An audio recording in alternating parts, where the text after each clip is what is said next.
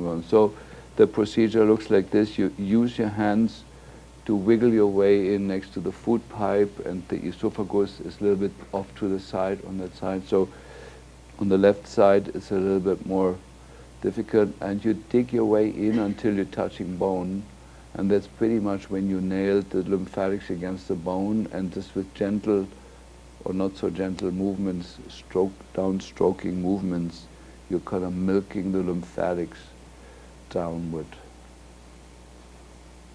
And you kind of cover the whole thing until the aperture up here, sort of. And it's a sustained treatment. The whole anterior neck should take about 3 minutes to do that. Yeah, I'm not going to do it that long now.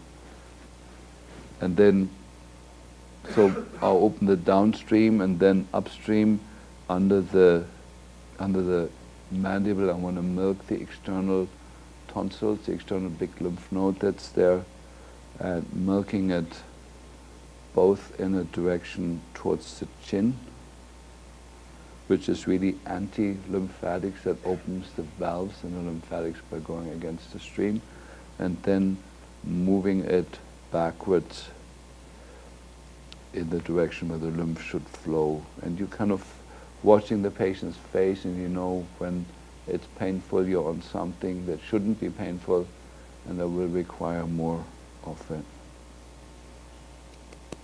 Okay, let's do the other side. So this one you always do contralateral. Like I said, it's fantastic in autistic kids. Teach that to a dad or a mom to do that every day. There's huge changes. Chin a little bit tucked in here.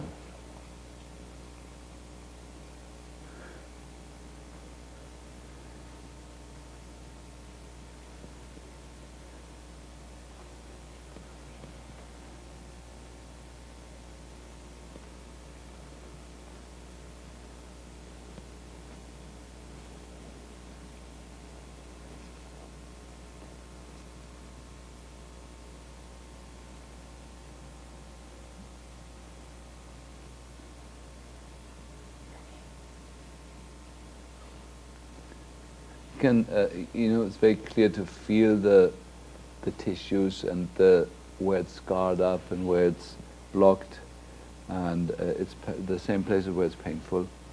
So that's the neck, to open that up, and then the last thing is to improve the drainage of the brain. Now, in autism or in a neurological disorders, the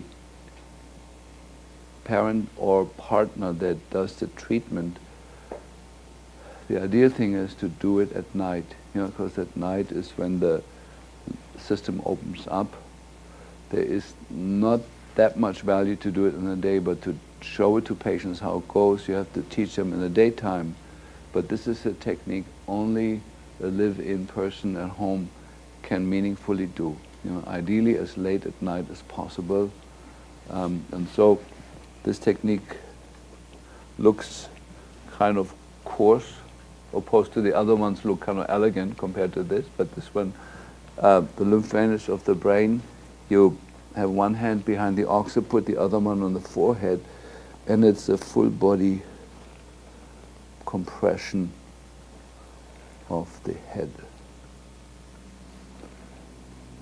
And you see I'm not using just my body weight, but I'm using the added strength of my arms.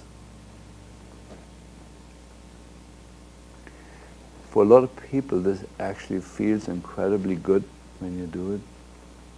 Mm-hmm. It creates a huge amount of lymphatic movement inside the head.